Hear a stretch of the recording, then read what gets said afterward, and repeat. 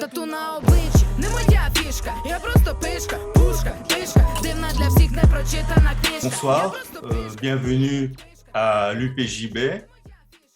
Donc ce soir, nous avons le plaisir d'accueillir Anna Pirichoda et Karine Clément pour discuter de la situation en Ukraine et aussi des tâches de la solidarité et de la solidarité non seulement avec la résistance populaire en Ukraine, mais aussi de la solidarité avec toutes les personnes et organisations qui en Russie combattent le régime de Poutine et sont solidaires de l'Ukraine. Alors, cette activité ne va pas être une activité isolée. Nous avons déjà organisé, il y a 3 semaines, dans notre salle, une conférence sur la question de l'Ukraine. Donc, ça a eu lieu le 18 mars.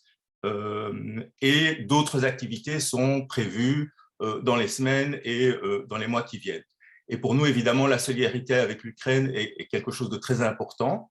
D'une part, parce que c'est je dirais la première guerre à cette échelle depuis la Tchétchénie, et donc il est important que nous exprimions notre solidarité et que nous voyions comment appuyer la résistance ukrainienne. Et d'autre part, parce qu'en tant qu'organisation juive, beaucoup d'entre nous ont des attaches dans cette partie du monde, en tout cas, pas forcément en Ukraine, mais dans ce qui était avant, sous l'Empire tsariste, la zone de résidence. Et le fait que l'attaque contre l'Ukraine soit revendiquée directement par Poutine comme une sorte de restauration de l'Empire tsariste, nous sommes bien placés pour savoir que l'Empire tsariste, avant tout, c'était une prison des peuples et que toutes les nationalités non russes étaient opprimées d'une manière ou d'une autre. Alors, je propose maintenant à Anna et à Karine d'abord de se présenter très brièvement. Et donc, la dynamique de cette soirée va être la suivante. Il y a un certain nombre de questions. Donc, il y aura un entretien avec Anna et Karine. Et à tout moment, vous pouvez poser vos questions avec la fonction Q et R. Mais vos questions ne seront reprises qu'après le premier bloc de l'entretien. Et donc, après à peu près 50 minutes, Lucie, à ce moment-là, donnera lecture des questions qui sont arrivées. Mais vous ne devez pas attendre ces 50 minutes pour poser les questions. Vous pouvez les poser à tout moment. Et donc, elles seront reprises vers la fin de la conférence. Voilà. Anna, peut-être que tu peux dire en quelques mots qui tu es et voilà, à quel titre nous avons décidé de t'inviter. Merci beaucoup pour l'invitation, pour l'introduction. Alors moi, je m'appelle Anna Perikoda, je suis ukrainienne, originaire de Donetsk. J'habite actuellement en Suisse, je suis doctorante à l'Université de Lausanne et je suis également membre du comité de solidarité avec le peuple ukrainien et les opposants russes à la guerre. Voilà. Et Karine?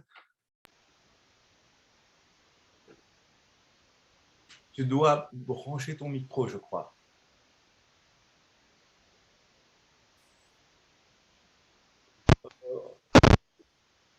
Oui, pour le moment, on ne t'entend pas.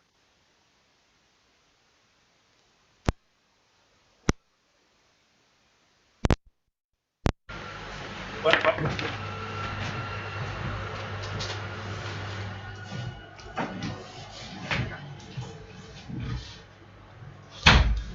Dans les écouteurs, on t'entend.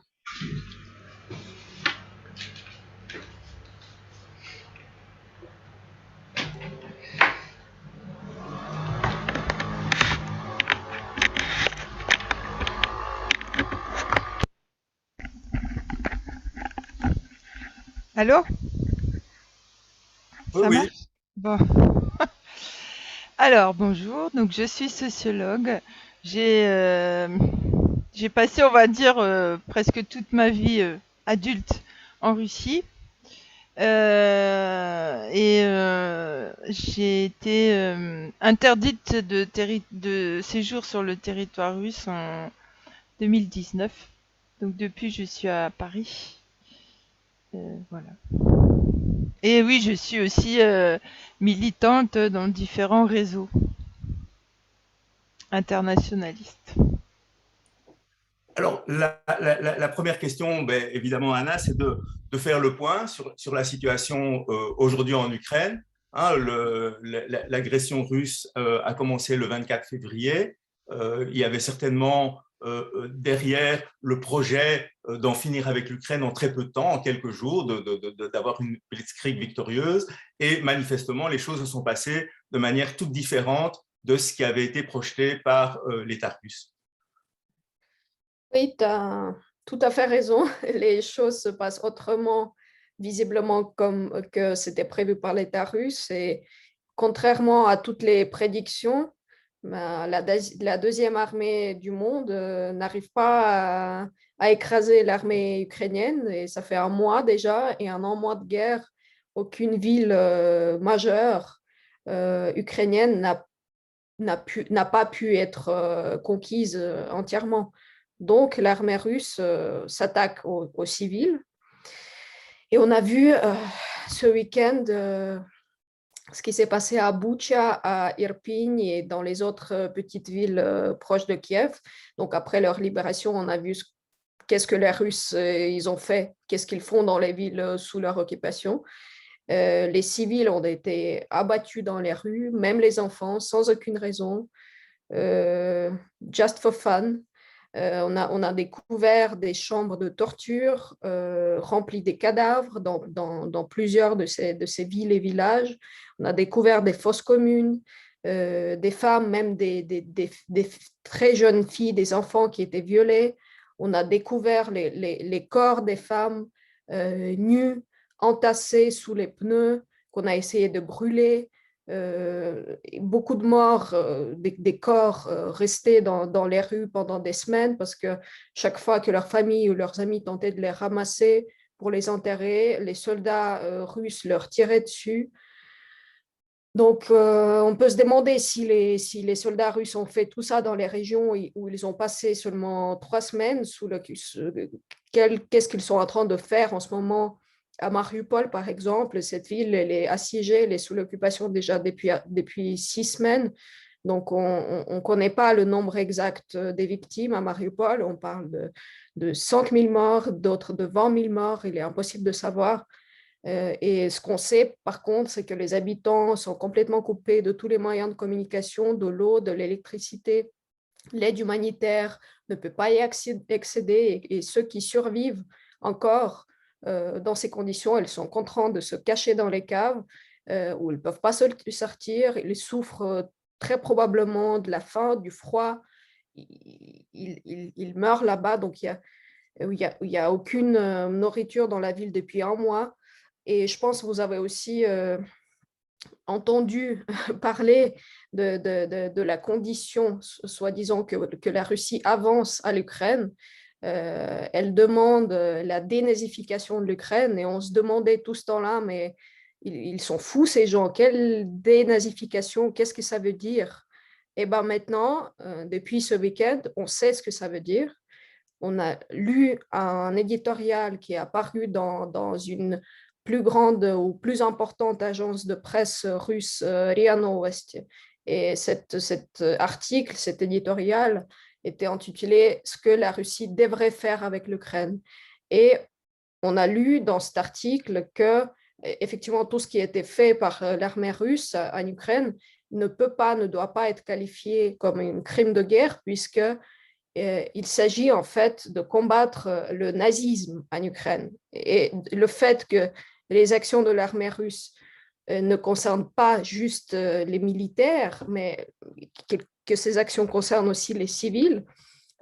Pour la personne qui a écrit cet éditorial, et apparemment c'est aussi l'avis qui est repris par les autorités russes, ça s'explique par le fait que les Ukrainiens, ce sont des nazis passifs qui ont soutenu le gouvernement nazi, donc il faut les dénazifier. Et plus encore, donc, il nous laisse comprendre que qu'est-ce que ça veut dire la dénazification?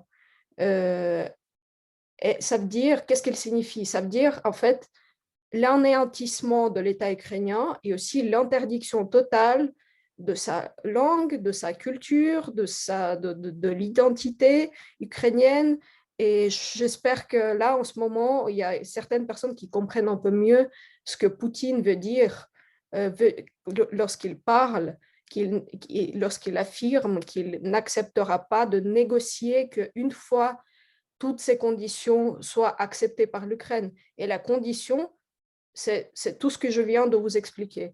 Donc, la propagande russe en ce moment, elle atteint un niveau de légitimation presque des épurations ethniques. Et dans ces conditions-là, certains continuent d'inciter l'Ukraine à faire des concessions à Poutine. Bon, bref, je m'arrête là. C'était un peu mon résumé. Merci. Alors, Karine, ici en Belgique, mais c'est un peu partout dans le monde comme ça, il y a une partie de la gauche qui refuse une véritable solidarité avec la résistance du peuple ukrainien sous prétexte que ce sera un affrontement entre l'OTAN et la Russie. Et donc il y a toute une narration pour dire, face à une expansion continue de l'OTAN, la Russie a fini par réagir. D'autre part, quand on voit les massacres, la manière dont intervient l'armée russe, on pense immédiatement à ce qui s'est passé en Tchétchénie, en particulier la deuxième guerre de Tchétchénie, qui a été la plus atroce et qui a été menée sous la direction de Poutine, et aussi à ce qui se passe en Syrie. Donc, de ton point de vue, toi qui connais bien la société russe, dans quelle mesure le passé colonial de la Russie est un facteur, et peut-être même un facteur déterminant dans la politique actuelle, que ce soit en Ukraine ou que ce soit en Syrie? Non, pour répondre rapidement, je dirais non. C'est un facteur, mais minime de mon point de vue. Le gros facteur, c'est la lutte contre les peuples, où qu'ils soient. Mais je vais développer. Hein. Donc, je suis pas une spécialiste de la géostratégie et de l'affrontement des blocs. Mais je dirais que cette présentation de l'affaire comme un affrontement entre la Russie et l'OTAN, c'est le gros de la propagande du Kremlin. Voilà, c'est répéter la propagande du Kremlin qui justifie la guerre, l'agression, non seulement pour la défense des populations russes de l'Est de l'Ukraine, enfin russophones de l'Est de l'Ukraine, mais aussi comme une résistance à l'expansion de l'OTAN. Donc c'est de donner de l'eau à son moulin, si vous voulez, de répéter cette thèse-là. En fait, bien sûr que la Russie est l'agresseur. Donc, je ne sais pas comment on peut le nier, mais c'est pas n'importe quelle Russie. C'est la Russie tsariste, c'est la Russie impérialiste, dirigée par un dictateur maintenant, entourée par des clans oligarchiques et qui mène la guerre non seulement contre l'Ukraine, mais aussi contre le peuple russe. Et c'est là que je voudrais insister là-dessus. En fait, dans toutes les opérations militaires ou même toutes les politiques menées par le Kremlin jusqu'à maintenant, on voit bien que les peuples ne comptent pour rien. Ça a été visible en Tchétchénie, en Syrie, dans le Donbass y compris. Hein. Le Donbass qui a été soi-disant soutenu par le Kremlin, accueilli à bras ouverts par la Russie. Mais en fait, les enquêtes montrent que le niveau de vie des gens s'est dégradé durant ces 8 années où les républiques étaient, disons, largement dépendantes de la Russie. Toutes les richesses naturelles ont été appropriées par les oligarques et transportées en Russie. La population locale n'en a guère profité. Donc les peuples, c'est en gros pour Poutine et les clans oligarchiques autour de lui, ce sont des pions avec qui on peut tout faire, à qui on peut tout faire avaler, au pire de la chair à canon. Voilà, pour ce qui concerne les soldats qui sont envoyés à la guerre ou les populations civiles qu'on tire comme des lapins. Comment est-ce qu'on en est arrivé là, si je peux développer un peu? En dehors du fait que il faut noter la folie mégalomane de Poutine, hein, qui est à mon sens réel. C'est-à-dire qu'il s'est tellement vécu comme le sauveur de son peuple, et il s'est tellement retranché d'une information objective sur ce qui se passait dans la société, et ses sbires et l'administration, les hauts fonctionnaires se sont bien gardés de lui donner de la vraie information. Donc il est complètement déconnecté. Donc outre sa folie, il faut voir aussi que en fait moi j'ai jamais, enfin avant ça j'ai jamais appelé Poutine un dictateur. Et je pense qu'il y a eu, et là je pense que c'est un dictateur. Je pense qu'il y a que la Russie est en train de s'enfoncer dans le fascisme et dans un quasi totalitarisme. Et alors que ça n'avait pas toujours été comme ça. Hein. Je rappelle quand même que, pour que les choses soient claires, Poutine a été mis au pouvoir par les oligarques. Les oligarques qui sentaient bien que le régime en arrivait à sa fin et qu'il fallait quelqu'un pour relégitimer le système et leur permettre de continuer à pomper les richesses du pays. Et de fait, Poutine au début, enfin longtemps même, en tout cas toutes les années 2000 jusqu'à la moitié des années 2010, a je sais pas si c'est grâce à lui ou si ça a coïncidé avec, mais bon, une partie de sa politique a permis la stabilisation politique, la stabilisation économique et même la croissance économique, donc l'amélioration du niveau de vie des gens, une certaine restauration de la nation, du patriotisme, de la fierté nationale, et c'est vrai que il a acquis une certaine popularité. Hein, il était même très populaire parce qu'il correspondait à des attentes réelles de la part de la population. Mais la machine s'est grippée, et quand j'y repense, elle s'est grippée surtout à partir de 2015-2016, c'est-à-dire à la suite, quand l'euphorie post-Crimée a commencé à se faire sentir, c'est-à-dire que c'est la suite aux sanctions, la crise économique, la chute du cours du pétrole, etc., chute du niveau de vie, et donc à nouveau désillusion de la part de la population, et de fortes voix critiques qui se font entendre à ce moment-là. Les gens découvrent, et c'est de plus en plus visible, le caractère mensonger du discours patriotique de Poutine, hein, qui dit en quelque sorte la Russie est une grande puissance très riche, et les gens, ils voient bien comment ils vivent, dans quelles conditions ils vivent, et donc en comparant leur expérience de vie avec le discours, toutes les enquêtes le montrent, les gens ne marchaient pas là-dedans, étaient très sceptiques à l'égard de la propagande. Donc, je ne crois pas, même maintenant, que la propagande à elle seule peut suffire à embrigader, à faire changer l'état d'esprit des gens et ce qu'ils pensent. C'est pas suffisant.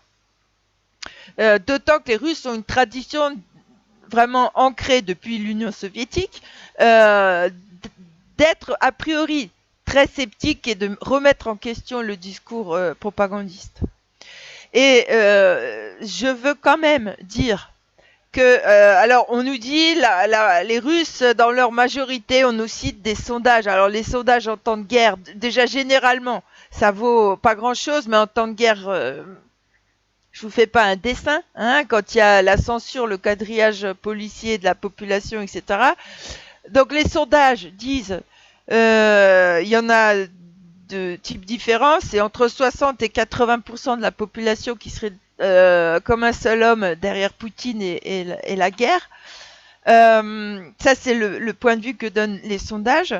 Moi, alors, déjà, impossible de dire vraiment ce que pensent les Russes. Hein.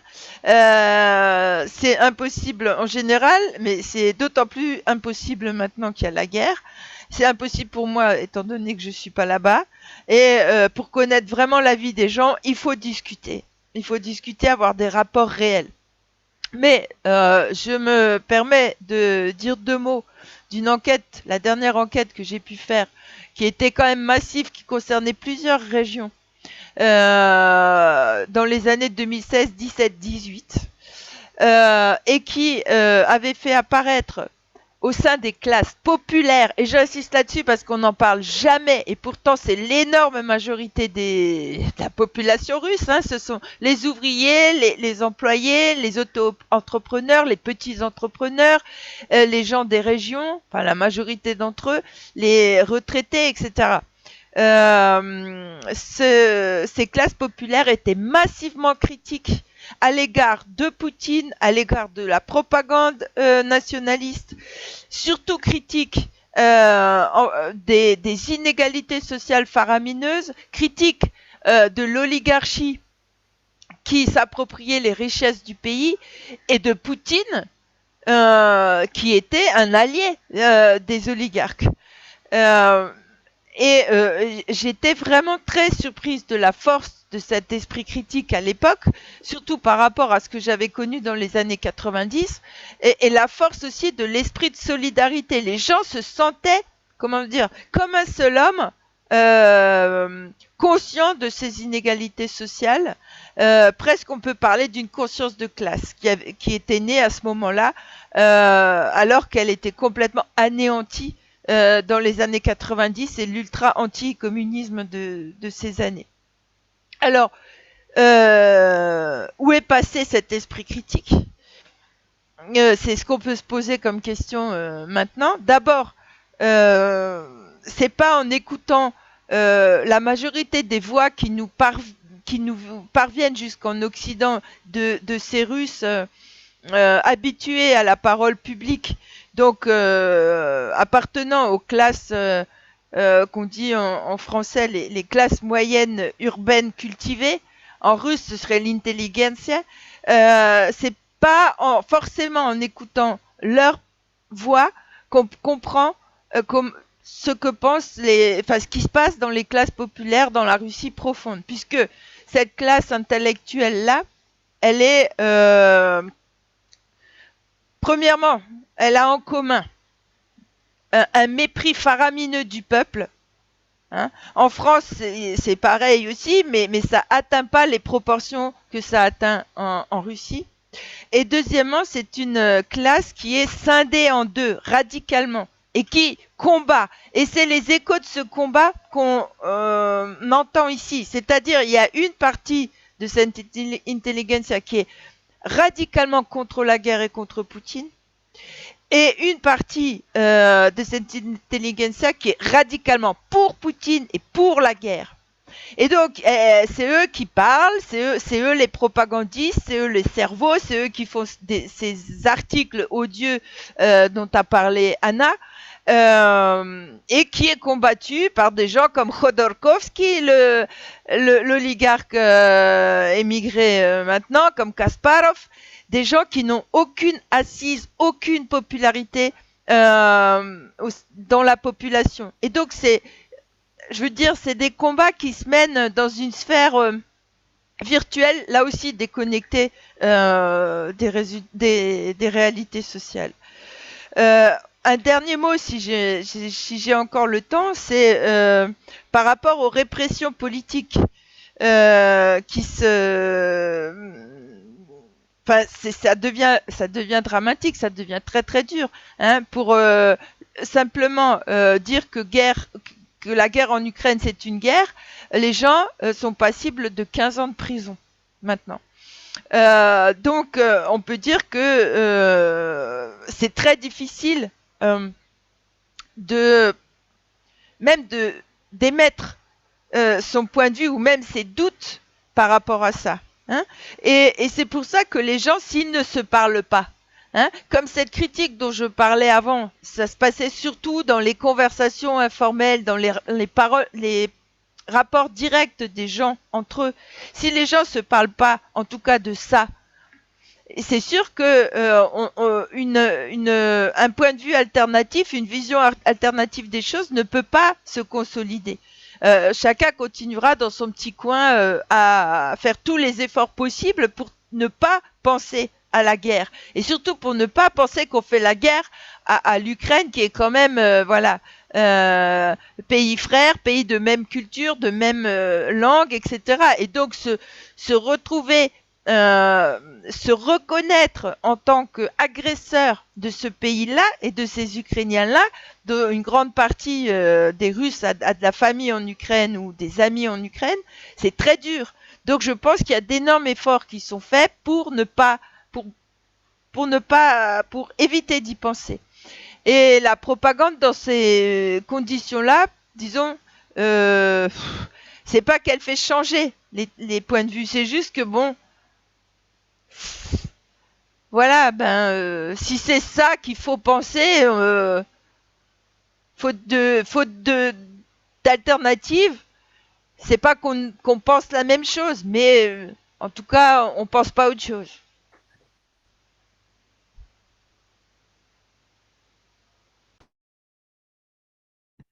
On t'entend pas, on t'entend pas. Anna, donc depuis Maïdan, il y a eu, je crois, en Ukraine, une véritable renaissance au point de vue politique, culturel, avec une très grande diversité d'opinions, des groupes de toutes tendances.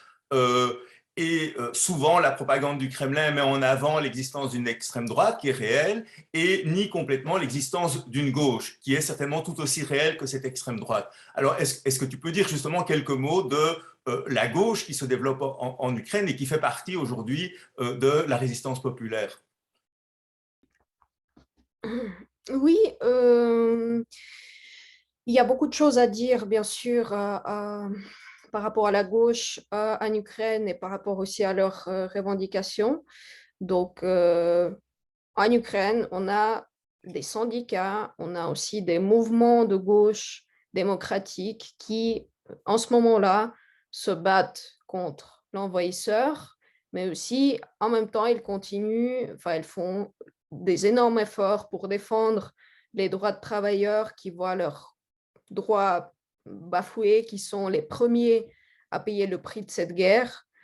Et effectivement, oui, ils nous demandent de les aider dans leur lutte. Moi, je suis en contact constant avec des camarades ukrainiens sur place. Donc, la première chose qu'ils nous demandent, c'est d'aider à diffuser ici la vérité sur la guerre en Ukraine. Et c'est pas facile, en fait.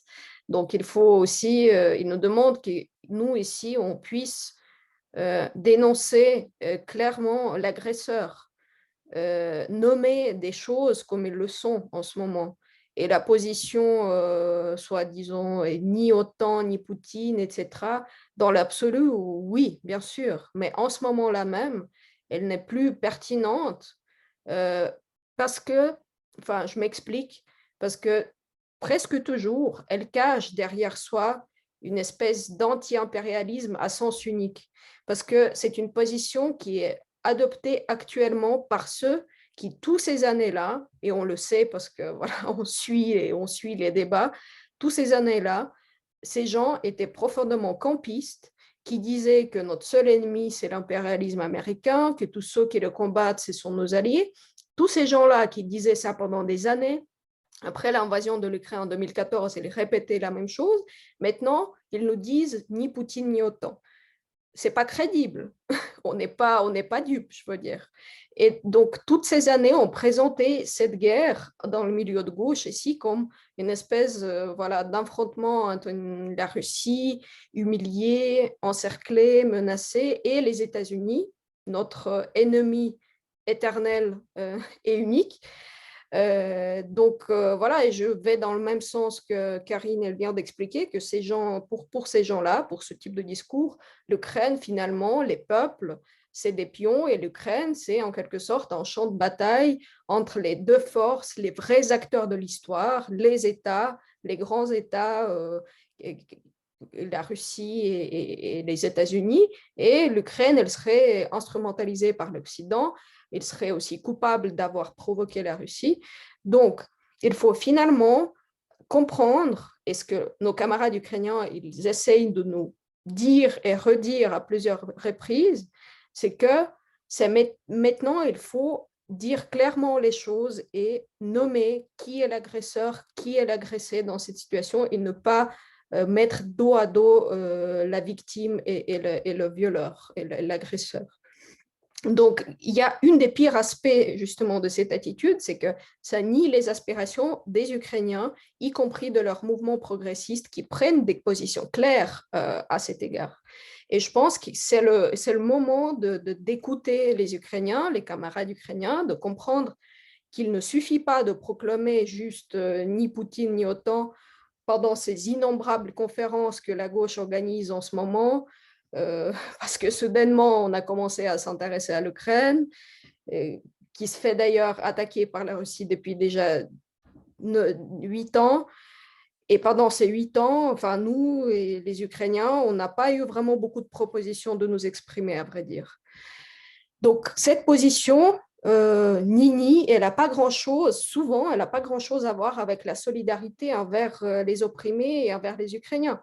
Et elle n'a pas grand-chose à voir parce qu'il y a souvent, derrière cette position, il n'y a aucune aide concrète qui suit ces déclarations-là. Elle sert en ce moment, en grande partie, il sert à des gens qui veulent se reconforter dans leurs identités des révolutionnaires éternels qui critiquent l'Occident, en même temps en profitant d'une certaine sécurité qu'ils nous offrent, ces États occidentaux et des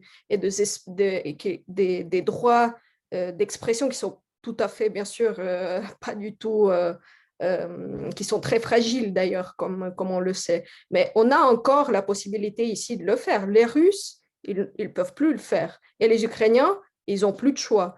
Et il faut comprendre que la revendication principale en ce moment des Ukrainiens, y compris de gauche, y compris des syndicalistes, ce sont les armes. Et eux, les gens qui n'ont aucune expérience militaire, mes amis personnels, jusqu'ici, ils étaient comme moi en train d'écrire leur thèse de doctorat. Jusqu'à février, ils étaient dans cette position, on veut promouvoir le dialogue, on va chercher des consensus, aller dans ce sens-là. Maintenant, ils n'ont plus de choix. Ils ont pris des armes pour défendre leur vie. Ils nous demandent qu'on exige ici de fournir les armes à l'Ukraine, et en particulier des systèmes de défense aérienne, justement, qui vont permettre de minimiser les pertes civiles. Les pertes civiles, c'est-à-dire les pertes de nos proches, de nos familles qui sont en ce moment en Ukraine. Et du coup, à mon avis, il faut être cohérent. Et justement, si en ce moment, on se dit pacifiste, et nous, je pense qu'on connaît de ces gens-là et ces mouvements qui ont adopté cette position-là à l'égard de cette guerre. Donc, si on se dit pacifiste, si on s'oppose à l'armement des Ukrainiens, alors il faut assumer cette position pacifiste pleinement. Il faut dire à nos camarades ukrainiens, en les regardant dans les yeux, il faut les dire, rendez les armes, préparez-vous à être dénazifiés, autrement dit, acceptez de renoncer à votre indépendance, à votre souveraineté, à votre langue, culture, à votre subjectivité, à vos valeurs, à vos projets, à vos désirs. Soyez juste prêts à ce que tous ceux qui ont une moindre désaccord avec les demandes de la Russie, préparez-vous à être massacrés. Et il faudra probablement dire la même chose aussi aux Baltes, peut-être aux Polonais, enfin un peu plus tard, sans oublier des Russes. Il faut leur dire, préparez-vous à se soumettre à Poutine, parce que nous, ici, on est pour la paix. Enfin, vous savez, on est pacifiste ici, donc s'il vous plaît. Sauf que, il me semble que certains n'avaient pas compris que tant que Poutine reste au pouvoir, la guerre va continuer. Et probablement, elle va avancer plus loin aussi. Donc, voilà, pour résumer, je pense, et ça c'est une revendication que moi j'entends personnellement souvent de la part des camarades ukrainiens, non seulement il faut exiger d'arrêter la guerre, il faut exiger le retrait des forces d'invasion russes, mais il faut aussi réclamer l'envoi d'armes aux résistants ukrainiens. Et par la suite, il faut faire pression sur nos gouvernements respectifs pour qu'ils offrent toutes les garanties de protection à l'Ukraine, parce que c'est elle qui a besoin d'être protégée et c'est ses intérêts qui comptent en ce moment le plus. C'est elle qui se fait agresser. Donc, il faut donner toutes les garanties pour protéger les territoires ukrainiens dans ces frontières qui sont internationalement reconnues. Et les Ukrainiens, la gauche ukrainienne, bien sûr, elle nous demande aussi d'exiger des sanctions les plus sévères possibles contre les fauteurs de guerre, contre les oligarques qui font encore avec le pouvoir politique et le pouvoir économique en Russie. Ils sont quand même très liés ou voire presque difficile de les distinguer. Et voilà, et dans cette situation-là, le fait qu'il faut demander des sanctions, c'est pas un choix simple à faire. La posture des défenseurs des classes populaires, bien sûr, les classes populaires ici en Europe, ils ne seront pas contents que le prix de l'essence va doubler, voire tripler. Et cette posture-là, elle va être très, très difficile à défendre si on n'a pas une position cohérente. Donc, la seule manière de faire en sorte que les pauvres européens ne souffrent pas de l'augmentation des prix et surtout que les pauvres de tiers-monde ne crèvent pas de faim sans blé ukrainien, parce que ça va, en vrai, il faut se préparer à ça, à la pénurie des produits agricoles, notamment du blé. Et la seule manière d'éviter cette catastrophe, c'est de faire tout pour arrêter cette guerre, et ça passe uniquement par le soutien aux Ukrainiens. Poutine s'est lancé dans une fuite en avant et malheureusement, pour nous tous, il n'y a aucun signe qu'il est prêt d'arrêter parce qu'il demande l'impossible. Il demande que le peuple de 45 millions de personnes cesse tout simplement d'exister. C'est ça sa demande. Et dernière revendication très importante en ce moment-là, et qui est très distinctive et qui est demandée par la gauche ukrainienne seulement en ce moment, c'est que c'est l'annulation de la dette. Donc, l'Ukraine a la dette extérieure énorme, et elle consacre environ 15% de son PIB au service de cette dette, pour la rembourser. Et les prêts, bien sûr, ont été accordés, on sait sous quelles conditions, que les dépenses sociales soient réduites. Mais en ce moment, les villes ukrainiennes sont complètement rasées. Enfin, il y en a certains qui sont rasés par l'armée russe, et l'Ukraine aura besoin de ressources pour, pendant la guerre, protéger la population civile et après la guerre, pouvoir se reconstruire. Donc, l'Ukraine, elle doit être libérée de ce poids de la dette extérieure, et c'est pourquoi il faut qu'ici en Occident, on exige l'annulation de ces dettes. Et dernière chose, ce qu'on peut faire très concrètement aussi, c'est soutenir la gauche ukrainienne, donner la voix à la gauche, et pour que l'Ukraine puisse devenir véritablement démocratique et correspondre à nos attentes des gauchistes européens, il faut soutenir ceux qui font des efforts pour que ça soit la réalité. Donc voilà, moi je m'arrête là.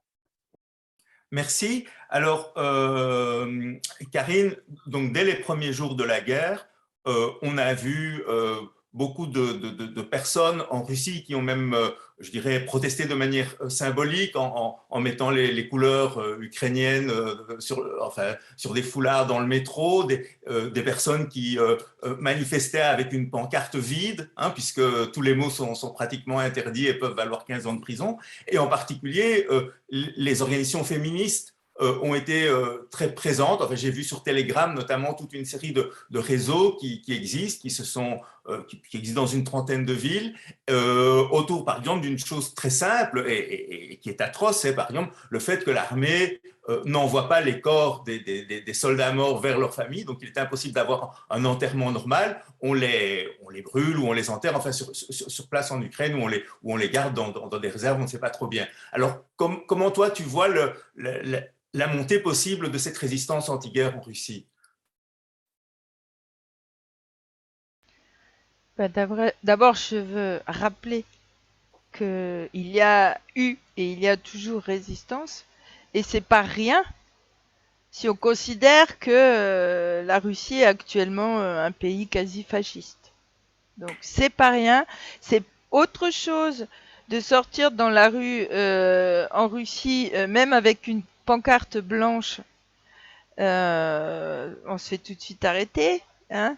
Une autre chose est de participer à une manifestation tranquillos en Occident, n'importe où. Hein. Même signer une pétition, et il y en a eu des dizaines et des dizaines, c'est énorme. Hein, c'est-à-dire on affiche son nom, son prénom, on sait très bien qu'on risque de perdre son travail. Et actuellement, il y a plein de gens qui sont déjà licenciés ou en train de l'être. Et c'est des pétitions qui n'ont pas été signées que par les intellectuels. Hein. Il y a eu les médecins, les instituts, plein d'autres professions. Ça s'est propagé très largement. Donc, et la résistance, là, maintenant, étant donné vraiment les risques encourus, y compris d'emprisonnement, donc de lourdes peines, étant donné le quadrillage policier dont je parlais, je pense qu'on est dans une phase où la résistance entre dans une quasi-clandestinité. Hein. Les gens ne peuvent plus s'afficher publiquement. Voilà. Mais il y en a qui le font encore, malgré tout. Hein. Il y a encore des actions qui ont eu lieu le week-end dernier. Selon l'association OVD Info, il y a 15 000 personnes qui ont été arrêtées depuis le début de la guerre. Quelque chose comme maintenant, c'est 75, je crois, les chiffres d'aujourd'hui, délits pénaux. Donc on ne sait pas encore ce qui va se passer pour ces personnes-là, mais c'est quand même important. Donc je pense que ça va s'organiser effectivement dans la clandestinité. Je pense que c'est ce qui se fait actuellement. Hein, les copains de gauche, de différents mouvements de gauche. Par exemple, on crée un canal Telegram, donc ça se passe dans les réseaux sociaux qui sont encore, qu'on peut plus ou moins anonymiser. Un canal un Telegram contre la guerre, c'est-à-dire on essaie de diffuser de l'information, de la contre-information, y compris enfin, ce que je veux dire, c'est très difficile parce qu'il faudrait instaurer une vision alternative qui soit tangible pour les gens normaux, pour les gens ordinaires. Et c'est difficile sur Telegram, seulement sur les réseaux sociaux, parce que je vous ai déjà dit avant que les gens ont confiance quand ils se parlent comme ça, de vis-à-vis. Hein. Et c'est très difficile d'avoir la confiance des gens, de vraiment instaurer un dialogue par Telegram, parce que quelle est la confiance à accorder? On n'accorde pas. En ce moment, on n'accorde confiance à aucune source d'information. Hein, puisqu'on sait bien que la propagande de la télé, c'est de la propagande. Les Ukrainiens, c'est aussi de la propagande. Et les réseaux sociaux, qu'est-ce que c'est? Voilà. Donc, c'est vraiment une grande difficulté. Il faudrait vraiment un mouvement quasi narodniki. Les nouveaux populistes qui vont vers le peuple, mais c'est très très difficile. Beaucoup de gens partent en plus, quittent la Russie parce qu'ils sont en grand danger, donc je leur jette pas la pierre.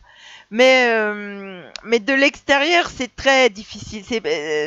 Navalny est devenu, a conquis l'admiration de beaucoup et le respect de beaucoup, justement parce qu'il est revenu en Russie.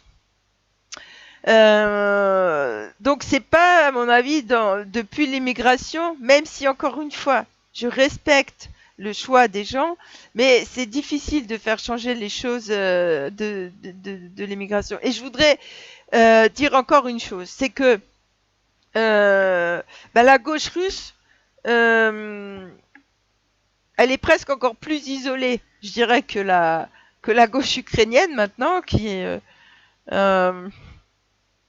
dont on entend un peu plus parler qu'avant. Mais en tout cas, les gauches dans ces pays-là, je dirais, et ça c'est le vrai colonialisme, ou le néocolonialisme, les gauches de ces pays de l'Est, de ces pays de l'ex-bloc communiste, n'ont jamais été considérés comme en Occident, par les gauches occidentales, par les intellectuels progressistes occidentaux, comme des gens qui avaient une vraie parole, qu'on devait entendre et écouter. Moi, j'ai fait partie des... j'ai accompagné des Russes et des Ukrainiens d'ailleurs à l'époque dans différents sommets altermondialistes. C'était horrible. C'était vraiment, un dialogue de sourds. Parce que c'était pas les mêmes codes. Voilà, on n'avait pas les mêmes mots. Pas la même culture, on parlait pas bien. Je dis on parce que bon, je me mets avec eux. Mais c'était vraiment, il y avait une sorte d'impérialisme de gauche à l'envers, quoi. Et donc, je dirais qu'il faut vraiment aussi appuyer la gauche dans le petit rôle qu'elle peut avoir. Et je pense que c'est un grand rôle. C'est la seule force. Pourtant, c'est minime. Mais c'est la seule force qui est capable de s'adresser à la population. Ce sont des gens qui ont œuvré avec les syndicats, avec les syndicats alternatifs, qui se sont investis dans les luttes de la base, les grassroots movements, qui sont multiples en Russie. Aujourd'hui, c'est des gens, c'est les plus préparés à renouer le contact avec les classes populaires. Alors que l'autre camp de l'opposition à la guerre, c'est des classes intellectuelles qui pensent en termes de classe intellectuelle, classe moyenne, et qui bien souvent, comme je l'ai déjà dit, méprisent leur population. Donc vraiment écouter la gauche en Russie, de Russie aussi. Et je dois dire à ce sujet-là que, en tout cas, il y a quelques initiatives de rapprochement gauche ukrainienne, gauche russe. Un texte qui est sorti aujourd'hui où la gauche russe, avec donc le Socialny Ruch de l'Ukraine, appelle l'Occident à considérer la Russie comme l'agresseur et y compris à accepter la livraison d'armes à l'Ukraine.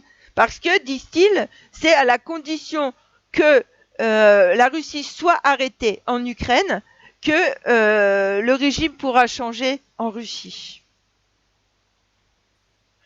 Alors, Anna, donc, il y a cette résistance qui était impressionnante en Ukraine, le fait que la deuxième armée du monde ne soit pas parvenue à... Enfin, ces conquêtes ont été vraiment très, très limitées. Et ça a été une surprise, je crois, pour beaucoup de gens. J'ai lu récemment que les services secrets américains estimaient que Kiev tomberait probablement dans les 48 heures, qu'il y aurait rapidement un gouvernement fantoche qui aurait été installé à Kiev, etc. etc.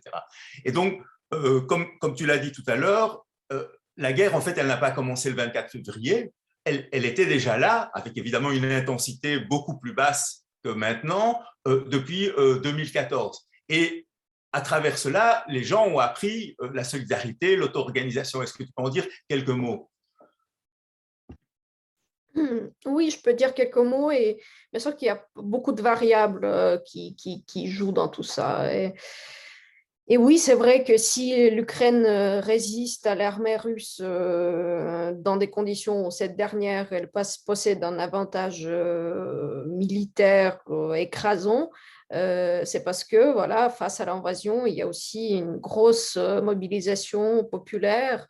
Euh, on a tous vu, je pense, que des images comme les Ukrainiens dans les villes comme Kherson, au sud de l'Ukraine, dans une ville largement russophone qui devrait, justement, selon la logique de Poutine, accueillir au bras ouverts les soldats russes. Donc, dans ces villes-là, à Kherson, à Melitopol, il y a des grandes manifestations qui avaient lieu pour protester contre l'envahisseur et ces protestations continuent. Donc, dans des villes assiégées, dans des villes occupées, les gens sortent dans les rues avec les drapeaux ukrainiens, arrêtent les chars, ils font des chaînes humaines pour justement arrêter des véhicules militaires russes.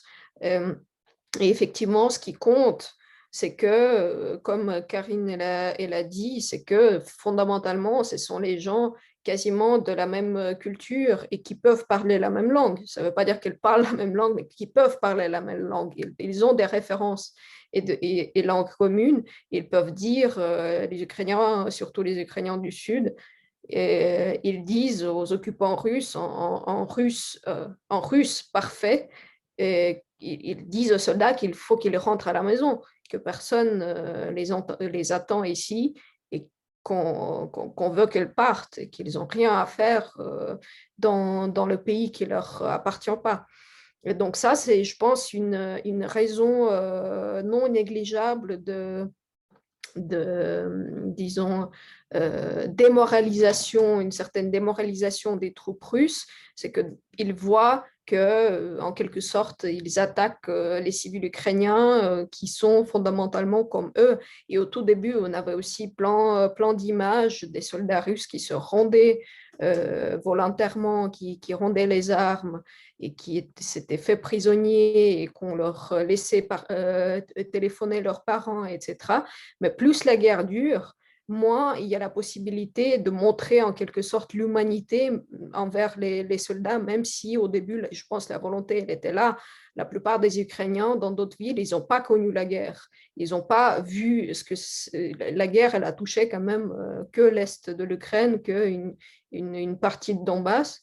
Et donc, dans d'autres villes, quand les soldats russes venaient, il n'y avait pas de haine ancrée envers des Russes. Il y avait une volonté, donc, ni d'un côté ni de l'autre, il n'y avait pas encore de haine qui est malheureusement va avoir lieu, elle a déjà lieu après que le massacre des civils ont été commis.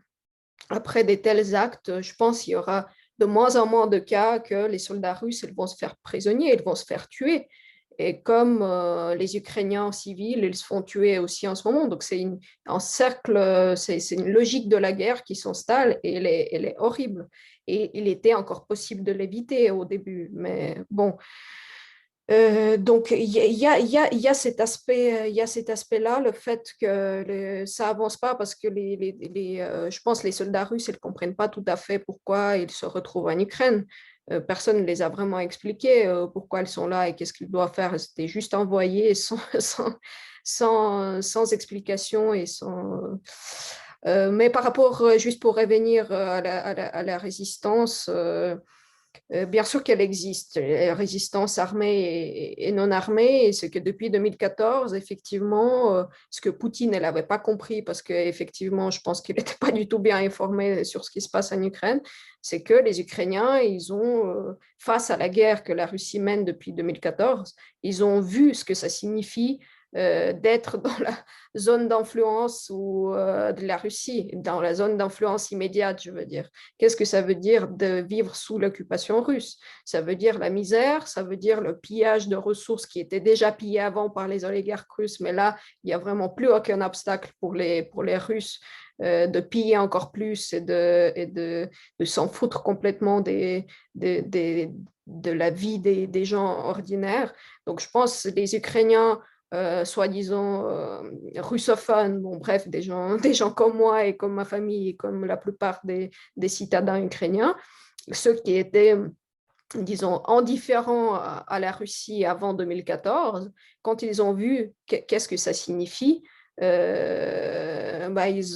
identités politiques, elles se sont forgées à ce moment-là.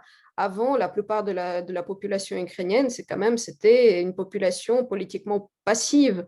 Et c'est la guerre avec la Russie qui a commencé de forger une identité nationale et politique, c'est-à-dire chez les Ukrainiens russophones. Il faut comprendre que les Ukrainiens russophones, ils ont une expérience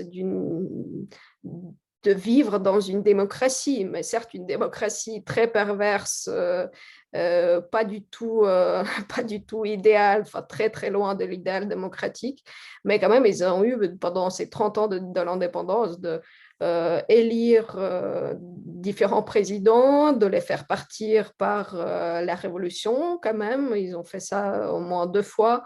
Bref, donc il y a aussi il faut aussi comprendre que les russophones de l'Ukraine, c'est pas égal les Russes parce qu'ils ont vécu dans un pays avec d'autres réalités politiques et ils ont pu forger des identités qui sont quand même très différentes des identités des Russes qui ont vécu en Russie. Bref, donc en ce qui concerne la résistance, effectivement, il y a beaucoup de choses, ça a été largement influencé par 2014, et aussi les gens qui sont engagés dans le bénévolat, dans l'aide aux personnes précaires, dans aussi l'aide à l'armée, parce que l'armée ukrainienne, elle n'était pas au top au début de la guerre. Bref, tous ceux qui se sont engagés dans des actions d'auto-organisation et de solidarité, ils ont quand même continué de le faire. Depuis 2014, le réseau d'entraide, il a grandi en Ukraine, même si ce n'était pas évident et ce n'était peut-être pas tout à fait visible de l'extérieur, mais là, on voit que cette réseau souterrain de solidarité, elle a aidé beaucoup les Ukrainiens en ce moment de constituer des structures durables d'entraide qui sont très efficaces en ce moment-là dans les conditions de guerre. Alors, une dernière question avant le débat pour Karine. Donc, depuis plusieurs semaines, il y a un réseau de solidarité européen qui est en train de se mettre en place. Et une des caractéristiques justement de ce réseau, c'est de fonctionner avec l'ensemble de personnes ou un ensemble de personnes ou d'organisations de gauche en Europe, dans toute l'Europe, c'est-à-dire avec l'Europe de l'Est, avec aussi des camarades d'Ukraine et de Russie. Alors, est-ce que vous pouvez dire quelques mots sur comment se constitue ce réseau et aussi quelles sont les actions importantes qui sont envisagées dans les mois qui viennent? Je suis pas sûre d'être au top de l'actualité dans ce que je vais dire, parce que je suis là, ça un peu de loin pour le moment. Je trouve qu'il y a beaucoup de débats très abstraits et théoriques. Donc bon, mais j'applaudis fortement l'initiative. Je trouve que c'est excellent si les différents mouvements, groupements, partis de gauche occidentale en arrivait à se réunir et à enfin prendre position pour repenser le monde et et à imaginer un nouvel internationalisme fondé sur véritablement une vision de la souveraineté des peuples, du point de vue d'en bas, du point de vue des peuples, et non pas un point de vue de lutte entre les camps, entre des grandes puissances ou entre les gouvernements. Si ça pouvait arriver, ce serait magnifique. Et je pense que pour la gauche, c'est tout l'enjeu, si on ne parle pas directement de l'Ukraine. Alors, le réseau qui est en train de se mettre en place, d'ailleurs, il a adopté un texte, les principes minimaux sur lesquels les gens se mettent d'accord s'intégrer à ce réseau.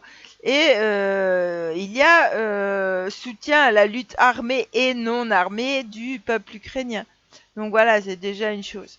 Il y a la lutte contre les oligarques, il y a l'annulation de la dette ukrainienne. Donc c'est voilà, il y a quelque chose de gauche. Le problème, c'est que, en tout cas pour la France, et, les grands partis sont absents.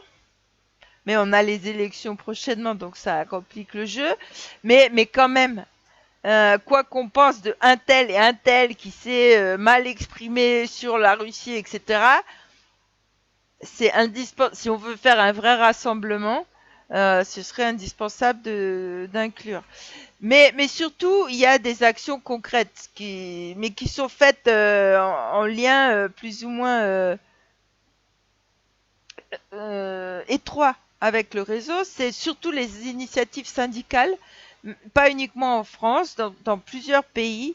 Mais bon, pour ce qui est de la France, une large alliance, enfin tous les syndicats sont dans cette initiative d'envoyer un convoi syndical avec des produits, différents produits d'hygiène. Et là, il se pose la question sur l'affaire des gilets pare-balles aussi. Voilà, mais donc pour non seulement aider, mais aussi avoir un contact direct et humain avec leurs homologues en Ukraine, puisqu'il y a des syndicats très très forts et représentatifs en Ukraine. Donc il y a ça, il y a des manifestations, il y a des manifestations en préparation, notamment à Paris le 23 devant l'ambassade de Russie, 23 avril devant l'ambassade de Russie. Et il y a des groupes de travail qui se mettent en place sur différentes questions. Donc par exemple, oui, la dette en Ukraine, comment aider la gauche ukrainienne, la gauche russe. Ben voilà, je trouve que c'est une très bonne initiative. Voilà, et j'espère qu'elle va être rejointe par beaucoup. Je me permets juste de compléter Karine avec quelques mots, puisqu'il se trouve que j'étais à la réunion de coordination de ce réseau ce matin, juste pour dire qu'effectivement, on a aussi en train de préparer une initiative d'une délégation en Ukraine qui puisse apporter de l'aide matérielle et financière aux organisations de gauche et aux syndicats. Donc, la page du réseau sur Facebook s'appelle European Network in Solidarity with Ukraine and Against War. On a aussi un site web et du coup, on va prochainement publier, raconter comment concrètement on peut nous aider financièrement pour cette initiative. Et aussi, on partage sur cette page les publications de nos camarades ukrainiens de Socialny Ruch, mouvement social. Eux, ils font un travail formidable. Ils aident des syndicalistes qui sont contraints de se réfugier, de partir de leur maison. Ils leur aident à trouver le logement. Ils aident aussi, ils ont une initiative juridique qui aide les travailleurs qui se font licencier en temps de guerre. Donc, ils ont aussi leur propre compte bancaire. On va le partager sur cette page. Si vous avez les moyens de les aider, si vous voulez les aider directement, c'est aussi possible. Donc, cet argent, il est utilisé de manière très, très efficace aussi pour tout ce qui est médicaments et voilà, l'aide médicale qui est tout à fait précieuse et nécessaire et urgente en ce moment. Voilà. Voilà, alors on va passer au débat. La seule chose que j'aurais voulu ajouter, c'est une information qui est arrivée ce matin, et je trouve que c'est vraiment une très belle initiative. Ce sont des Syriens qui sont en exil en France et qui ont décidé, avec des camarades ukrainiens, de monter une caravane, donc qui va aussi apporter à la fois de l'aide matérielle, mais aussi des contacts personnels, donc qui ira en Ukraine et qui va faire tout un trajet. Elle sera à Bruxelles le 14 avril, ils iront aux Pays-Bas, ils feront un meeting à Berlin où il y a une grosse communauté à la fois syrienne et une communauté ukrainienne, et puis ils passeront la frontière et ils iront en Ukraine à la rencontre de camarades ukrainiens. Donc maintenant, c'est Lucie qui va poser les questions à nos deux intervenantes, et si vous voulez ajouter des questions, vous pouvez toujours le faire, donc il suffit de les écrire sur la colonne Q et R. Voilà, alors j'ai plusieurs questions et aussi quelques commentaires. Alors je vais commencer avec la première question qui s'adresse plutôt à Anna, qui est de Jean Thanasekos, qui dit que depuis 1989 et la dissolution du pacte de Varsovie, l'Union européenne, l'OTAN et les États-Unis n'ont absolument rien fait pour établir un système de sécurité européen incluant la Russie, ce qui était une demande des Russes. Au contraire, ils ont fait exactement le contraire par une extension continue de l'OTAN. Que dit la gauche ukrainienne à ce sujet? Alors, je peux continuer à lire les questions peut-être. Alors ici, c'est une question de Michel Sachevski à Karine. Est-il imaginable qu'une partie de l'état-major de l'armée russe, qui serait contre cette agression militaire, prépare un coup d'État contre Poutine?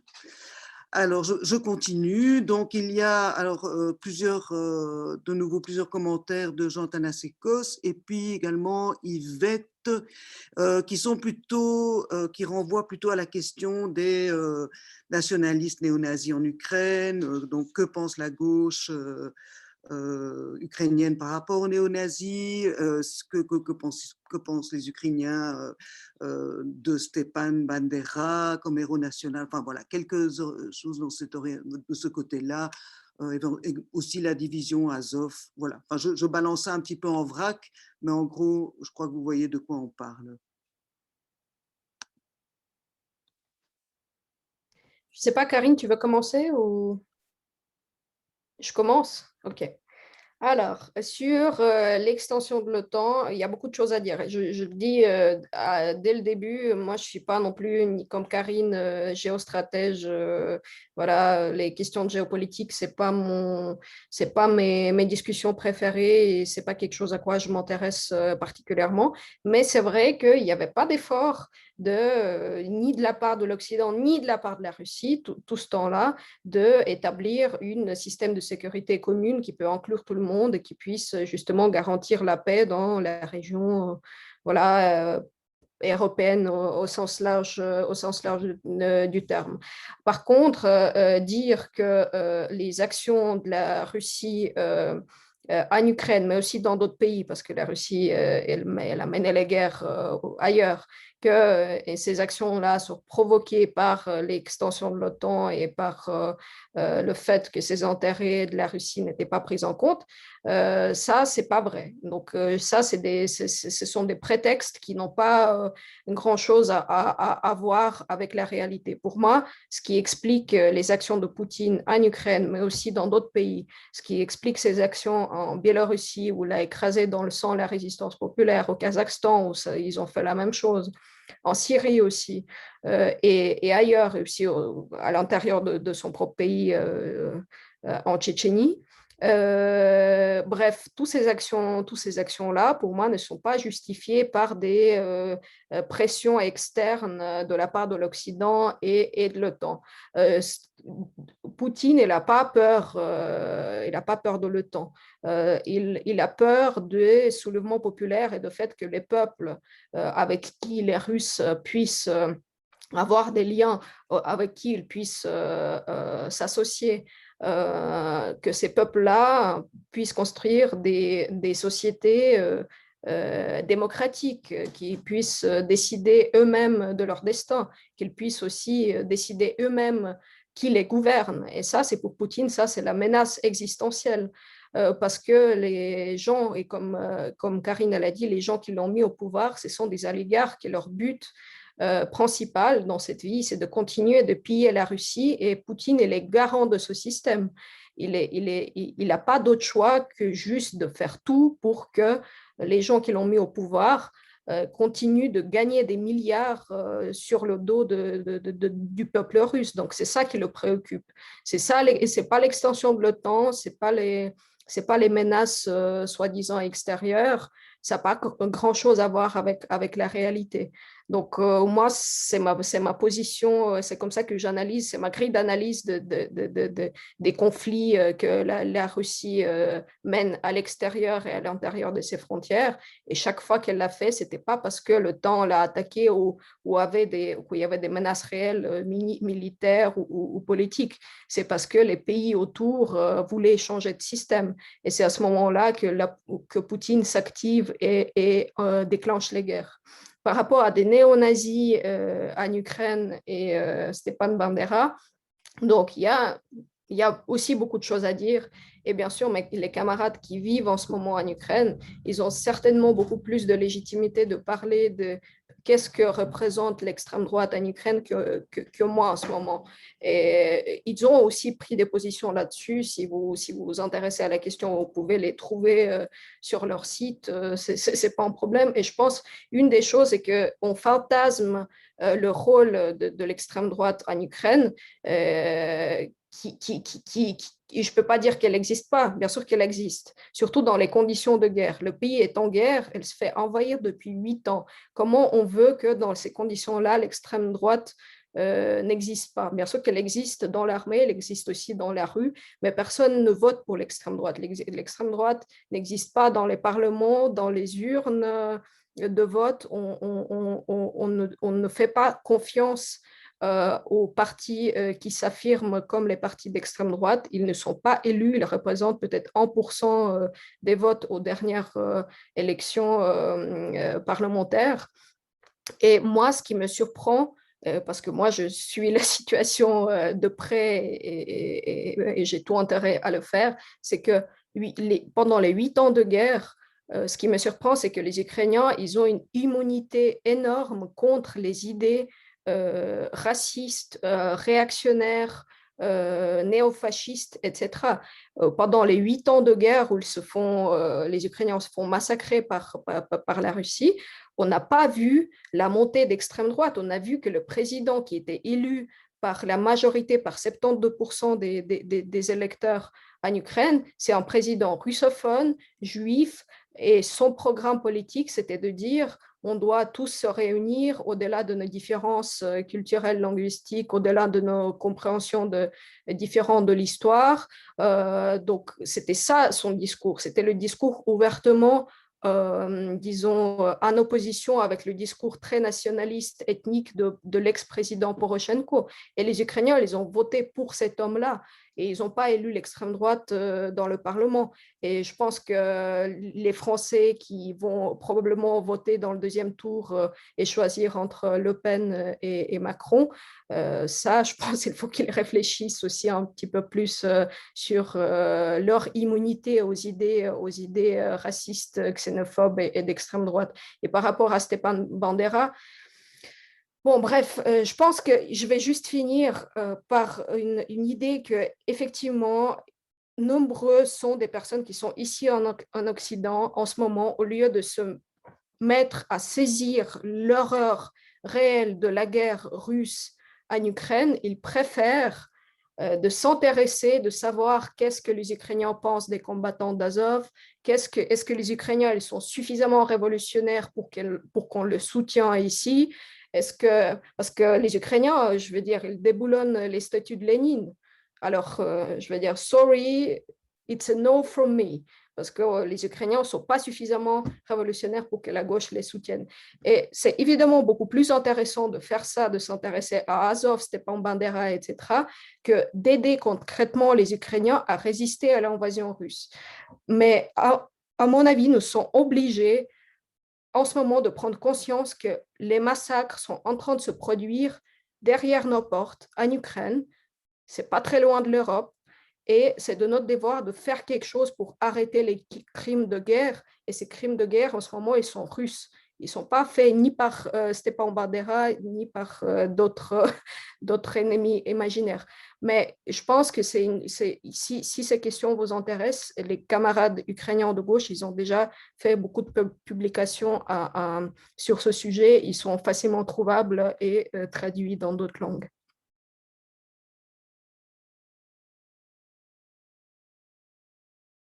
Alors, je peux dire 2 mots. là-dessus d'abord parce que, en fait, Anna, je comprends l'émotion et la volonté de convaincre, mais je trouve que c'est euh, pas utile de noircir le tableau de avant. Là, c'est-à-dire que c'est pas utile de dire que depuis 8 ans, les Russes massacrent les Ukrainiens. Ça allège trop le fardeau. C'est assez horrible maintenant pour pas l'élargir à toute à 8 ans, à 8 ans de guerre où des exactions ont été faites de part et d'autre, bon, peut-être sans doute plus de la part des Russes, mais voilà, c'est compliqué et je pense pas qu'il faut remettre qu'il faut mettre le projecteur là-dessus. Je pense qu'il y a un changement radical de régime en Russie, avec toujours les mêmes, hein, mais un changement radical de régime, je l'ai dit, une fascisation, un quasi-totalitarisme, et ce qui n'existait pas avant. C'est comme ça m'a toujours fait rire que les Américains se plaignent que les Russes avaient manipulé leurs élections. Enfin bon, ils n'ont pas le bras aussi long pour tout faire et pour voir les Russes derrière tout. Faut pas exagérer. Donc, je trouve que ça amoindrit le drame qu'on vit actuellement. C'est quelque chose de neuf, c'est quelque chose dont il faut prendre la dimension. Et quelque chose qui demande une réaction beaucoup plus forte de la gauche et de nos gouvernements, beaucoup plus forte que ce qu'on a fait jusqu'à présent. Parce que c'est vrai, l'annexion de la Crimée, il n'y a rien eu. Et il n'y a rien eu pourquoi?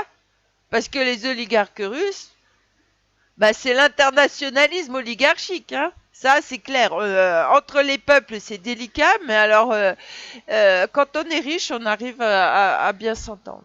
Donc voilà. Mais concernant la question, est-ce qu'il peut y avoir un coup d'État fomenté par une partie de l'état-major russe? Ben, j'en sais rien. Je, je pense que peu de gens peuvent vous répondre à la question, mais comme je vois les choses, ça m'étonnerait, puisque on a vu que Poutine s'est tellement imposé comme le dernier recours pour toute cette bande autour de lui, pour comme quelqu'un d'indispensable pour que les gens autour de lui puissent continuer à vivre de leur larcin, de leur petite magouille, etc., de continuer de bien vivre, que ça m'étonnerait que... Enfin, des gens qui ont accepté de faire la guerre sur une lubie d'un leader qui a perdu la tête, je vois pas comment il pourrait fomenter un coup d'État. Voilà. En gros, c'est ça. Ben écoutez, voilà, on est arrivé à la limite dans le temps de cette conférence. Il y aura évidemment encore d'autres activités de l'UPJB pour l'Ukraine. Donc, il y aura d'autres conférences, mais il y aura aussi des activités pratiques, je dirais, pour récolter de l'argent, pour récolter tout ce qui peut être utile à l'Ukraine, pour participer à des convois, etc. Donc, ça va être certainement une activité importante pour nous dans les mois qui viennent. Et il y a évidemment aussi des activités qui sont liées à l'accueil des réfugiés dans nos pays et au fait que cet accueil, bon, d'une part, consiste à fournir des solutions individuelles, mais permettent aussi justement aux personnes qui ont dû quitter l'Ukraine de rester organisées, de rester en lien avec la résistance ukrainienne dans leur pays et de suivre tout ce qui se passe. Donc je veux remercier énormément tant Anna que Karine, et aussi toutes les personnes qui sont intervenues dans la discussion. Donc l'enregistrement de cette conférence sera mis en ligne dans le courant de la semaine prochaine sur la page Facebook de l'UPJB.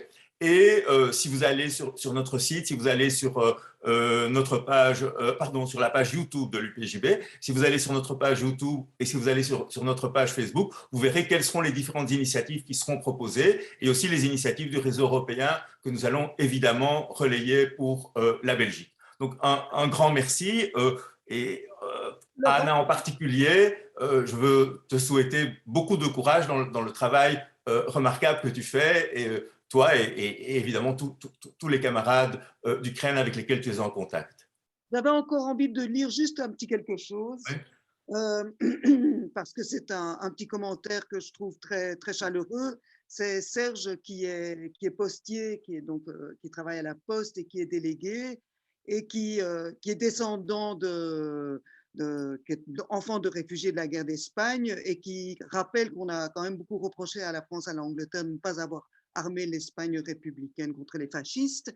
Mais ce qu'il nous dit, c'est que beaucoup de travailleurs de la Poste soutiennent, des travailleurs de la Poste de toute origine, soutiennent les Ukrainiens, et qu'un convoi humanitaire est arrivé hier en Ukraine. Voilà, donc je voulais dire ça. Voilà, eh bien, merci à tout le monde, et donc rendez-vous à bientôt. Merci beaucoup.